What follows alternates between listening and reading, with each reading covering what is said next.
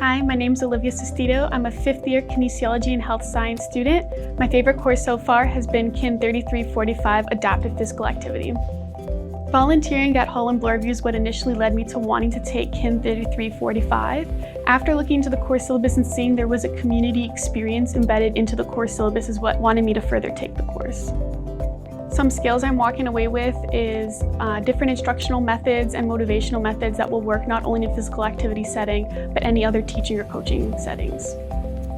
Being able to take what I was learning in the classroom and apply it directly in a real life setting, and then going back and reflecting personally and with my peers is what really helped me gain my confidence in working with those with disabilities.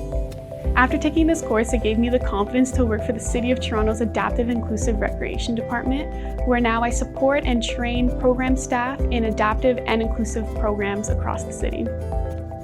One takeaway I have for future students is that physical activity in all forms, sports, recreation, or even playing at the playgrounds, has an impact on one's development, and making sure that everyone's needs are being met is one way of making sure everyone is included.